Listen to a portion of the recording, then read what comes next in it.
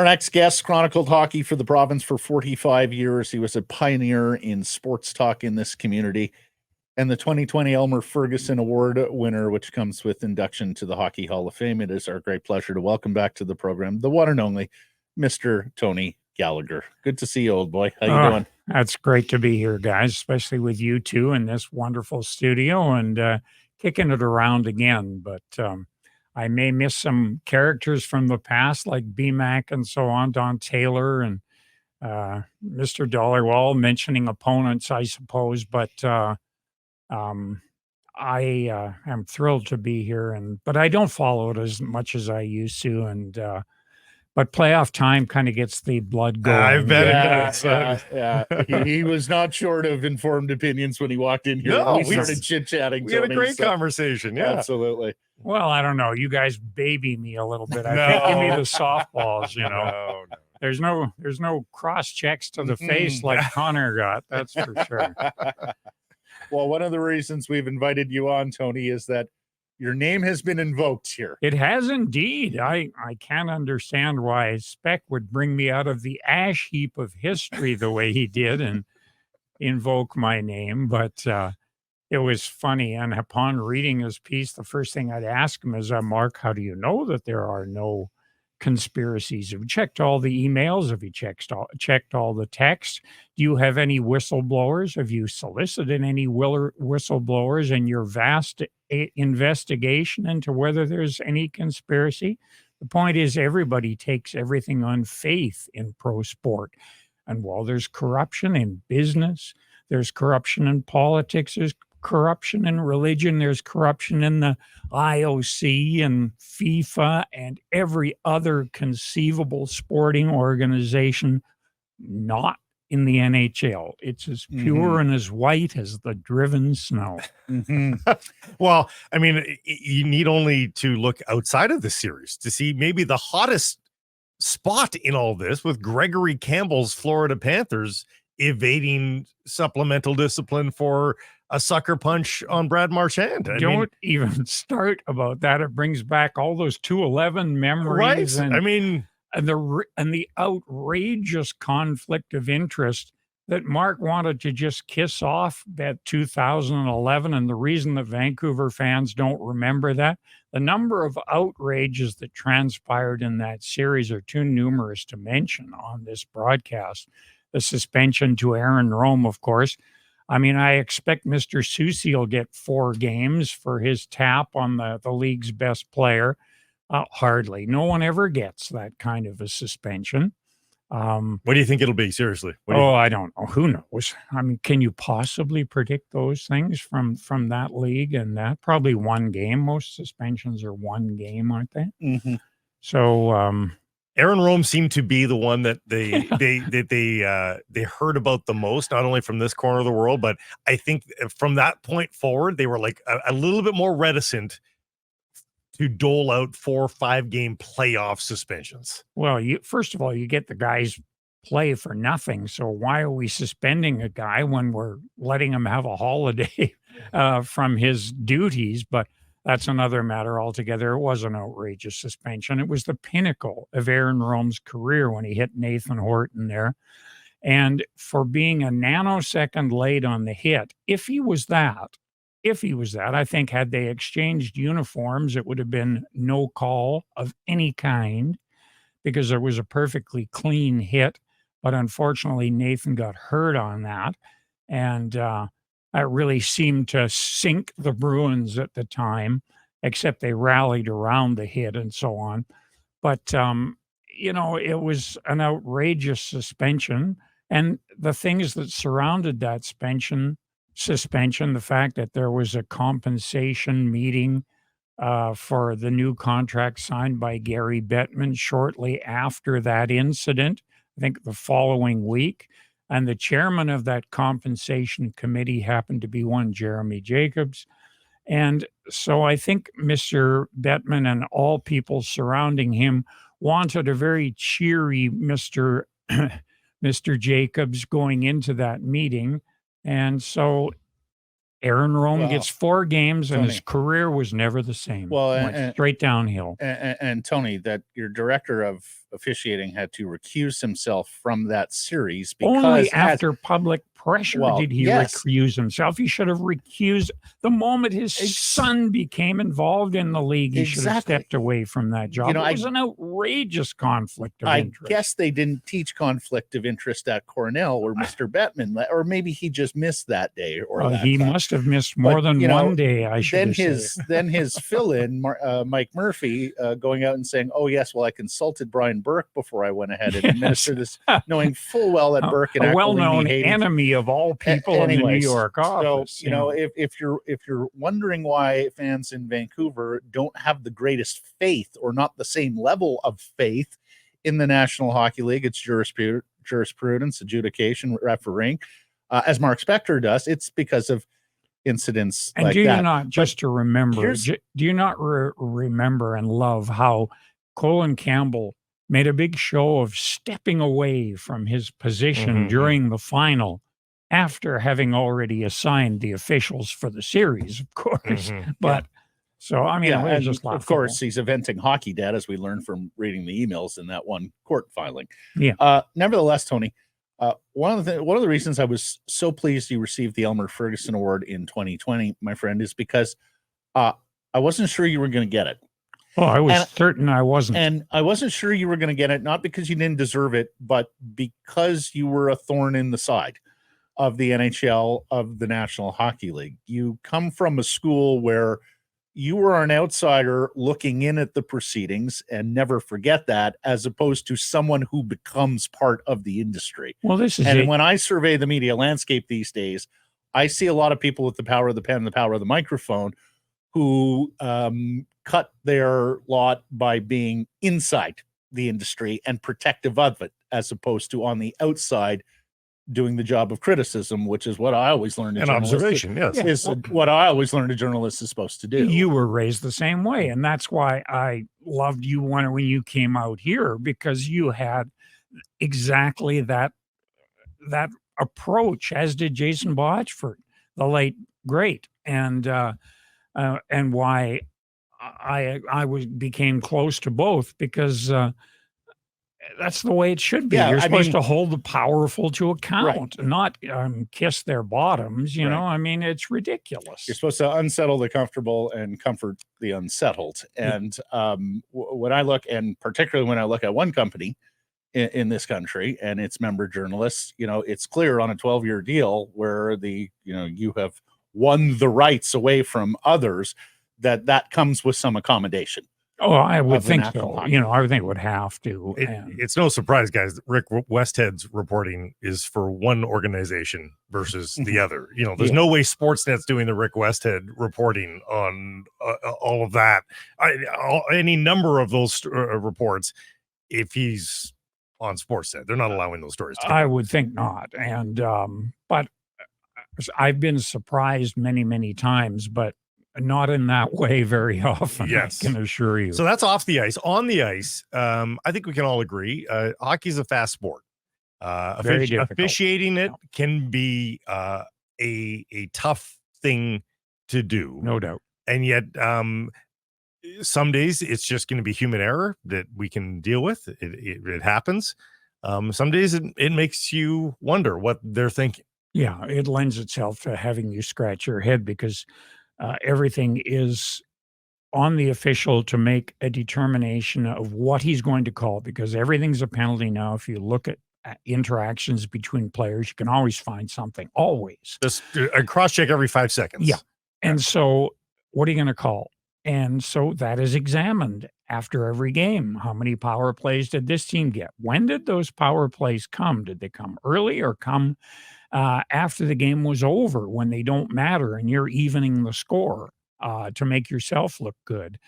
There's an art to officiating as well now, you know, and you can disguise any kind of bias you want to put into a match. And that's why I don't like to see gambling promoted on NHL games. I can't stand it, because it's going to lend itself to corruption at some point. I can make that prediction without fear. And I don't know when or who it'll be. It could be long after I'm dead and buried, but it's going to happen. And I just don't think it's a good idea. Well, it also brings in the subjectivity of data collection. We've been talking about the shots on goal and how inaccurate or arbitrary they seem to be. You can see how inaccurate they are. They Right. put it up on the Oh, they're screen. at least I'll give them credit. They're auditing this shot clock. It's unbelievable. It gets to a But certain the criteria point, of the audit seems very ambiguous. And a hit. What's a hit? What's a takeaway? Well, and those are all props now. I know if they can't identify who took the shot, he doesn't get credit. And the goalie doesn't get credit either for the save. It's ridiculous. And that's why there are companies who go over game tapes and watch things very carefully from several different angles and make a lot of money fixing the stats and saying, these are the real stats, folks. Here, use these.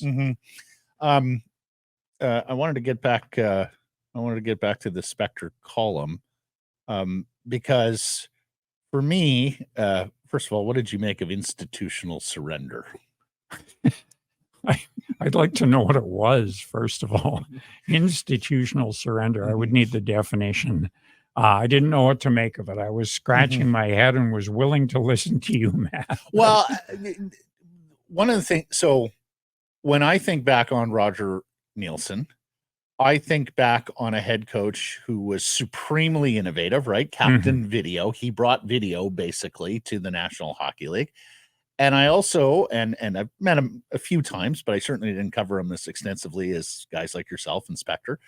But I also think of a guy who was known for his sort of light, dry wit. That this wasn't, the most gregarious guy, but had a terrific one-liner here and there. So, putting the towel on the stick in '82 against the Blackhawks and having his players follow it, to me, is almost a perfect encapsulation of Roger because it was innovative and there was a lot of wit there. Yeah. I mean, what was really going on with Roger at the time was there was only about 3 or 4 minutes left in the game. I had very little time left in the game. It was long over. The Hawks had won game 2. And he just wanted to get on with it. There was milling around, and his point was, for heaven's sakes, Bob Myers, start the game. Let's get it over with and get the hell out of here and get on to the next one. It's over. And all this milling around is going on. And he finally just hoisted the white flag. It's over. Get us out of here. I surrender. Get us out of here and get back to Vancouver for the next game.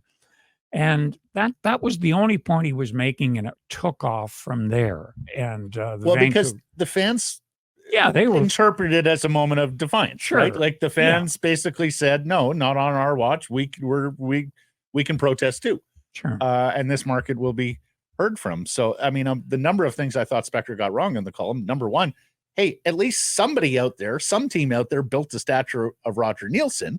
And, let it be this one rather than say the way he was treated in Philadelphia by Bobby Clark. And then secondly, to me, it was never institutional surrender. It was that, look, we play out here in the Pacific time zone. We're not the franchise that everybody in the power structures of Toronto and New York stay up to watch late.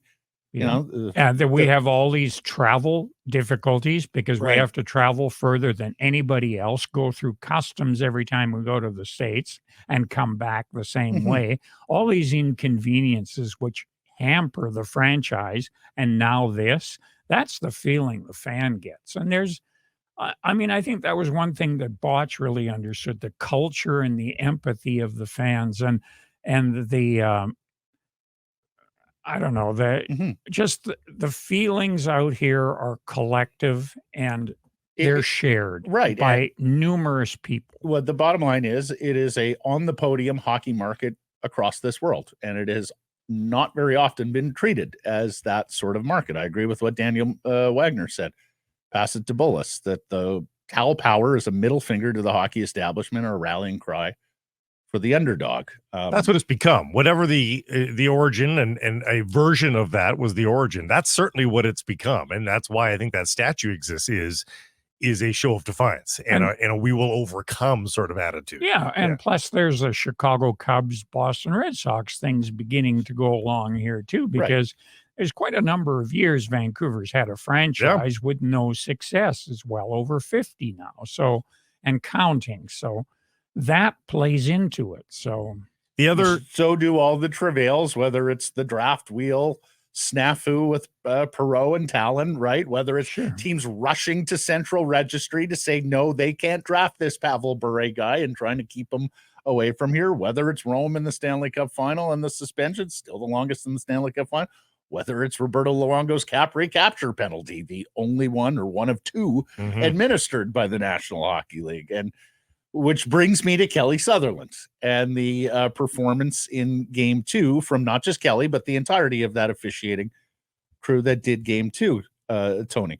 First of all, your thoughts on him officiating Vancouver games after all the history of 2011 and 2013, and then maybe a word or two on what you saw on Friday night. Well, if this were the league that Mark Spector seems to think it is, no referee who lives in an NHL town would ever work a game involving that team. Period. Never mind Kelly Sutherland, never mind anyone else. They simply wouldn't work those games. It would make their life more difficult. I understand that. Kelly, I'm not trying to get you, away from all those home games, because I like all these guys. I know them. I don't think Kelly lives here anymore. At least I was going to ask. That's where I'm out of date. In 2011, 2013, we were told he had moved to Toronto. He no longer lives here. Like Brad Lazarowicz and that used to live here and everything. He'd work a lot of games here in Vancouver, but a linesman, I guess, was not in such a crucial position, although they're certainly in crucial positions. But I just don't think that you should ever work a home game like that. And it's not that big a chore for the league to see to that. Never mind Kelly Sutherland or anyone else. But I mean, to particularly put him in that situation after what he has, after some of the travails he has been through here, was particularly bad judgment. Well, speaking of defiance, the league always seems to operate of, I know it looks bad, but we're going to do it anyway. That's exactly because we don't think it should look bad. Like Gary, so we're going to assign him anyway because we don't believe that it's bad. Right. But everybody else thinks it looks bad. So that's what they consistently miss is that, in Gary's infatuation, in never acknowledging a single problem with the league, like that's not a good enough reason. Colin Campbell's stubbornness, that's not a good enough reason. Kelly Sutherland's feelings, that's not a good enough reason.